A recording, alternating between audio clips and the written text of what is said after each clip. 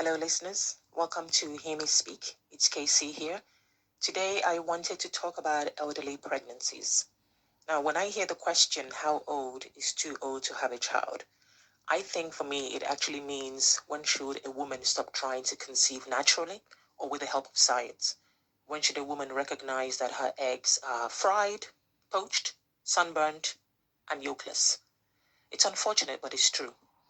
Now, for men, we are told that a day-old sperm and a 45-year-old sperm have little daylight between them. That sperm is practically ageless and therefore can swim any which way for fertilization, provided the eggs are fresh, vibrant, sunny side up, and young. So that brings me to today's topic. How old is too old to have a baby? Now, I read about the Nigerian couple who had twins recently. The mother is 68 years old and the father is 70 years old. They had been trying for 43 years and finally they have their miracle babies via IVF treatment. Last year, a 73-year-old woman in India was safely delivered of twin girls conceived via IVF after 54 years of marriage. In 2019, a mom, age 67, gave birth in China, said to have conceived naturally. Another woman in India tried unsuccessfully for 46 years to have a child to no avail. A boy she finally delivered at 70 years old, again via IVF. These women, not men, because the focus is mostly always on the mothers, have called their ability to conceive and deliver children at this stage of their lives a miracle. After all, people consider them to be at the final stage of the human life cycle because of their ages. Others, that will be everyone outside of the parents, have called it selfish, reckless, gross, risky, and plain stupid. In the UK, there is no legal upper age limit for IVF, but clinics will generally not treat anyone over 50 and beyond when it is still possible for them to get pregnant naturally.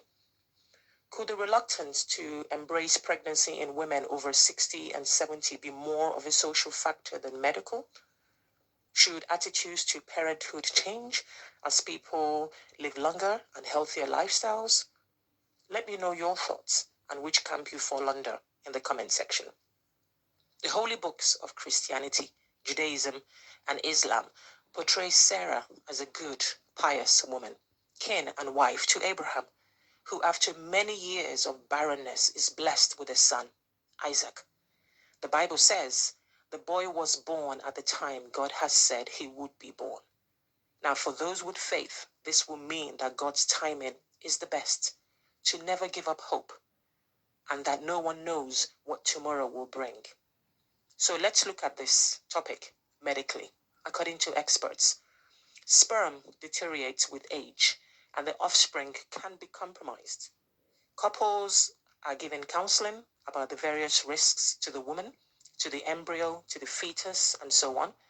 The pregnancy has a possibility of preeclampsia, high blood pressure, placenta insufficiency, and so on. The woman is more likely to have a cesarean section to avoid physical strain of labor due to her age. There are risks of miscarriages and or premature birth, etc., and so on, etc. Now, like most people, I may not fully understand the extent of the medical concerns, but all the risks I've outlined so far can be applicable to anybody wanting to have a baby. Having a body with less mileage does not make you immune to medical concerns during pregnancy, methinks. Now let's look at it socially, and this is according to everyone else who isn't the parents to be. Why have a child you aren't going to be able to raise? It is wrong on so many levels, people say. You're giving birth to your future carers. You have to be crazy. Can they cope emotionally and financially? Can they cope physically with all the milestones that comes with raising a child? Pressure will be put on the state or the older siblings, if they have one, to raise this child, etc., and so on, etc. At the end of the day, whose decision is it to make? Now, we know that age affects fertility of men and women. We also know that age is the biggest factor affecting a woman's chance of conceiving and having a baby. Because once you hit that 35 and over mark, a woman's fertility starts to decline. But then there are increased complications as well if she decides to have a child in the future.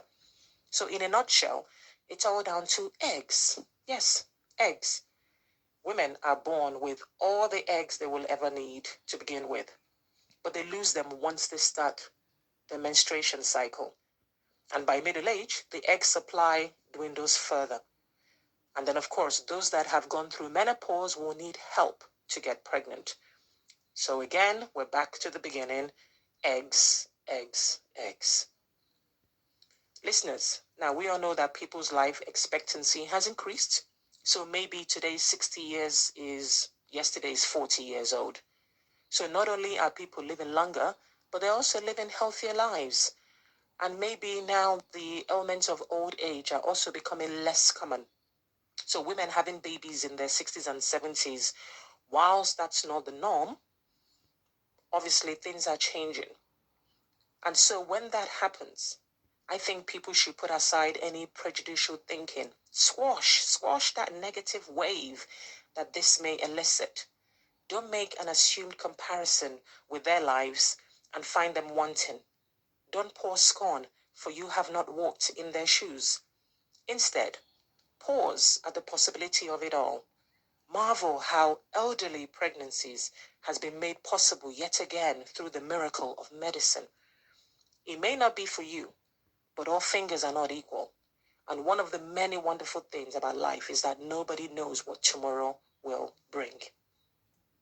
Lastly, listeners, science aside, for when you have faith, you know that God has perfect timing. It takes a lot of faith, but it's worth the wait. Let me know your thoughts on this topic in the comment section. And as usual, thanks for listening. Do like and share and subscribe to my channel, and give this video a thumbs up if you will. Take care.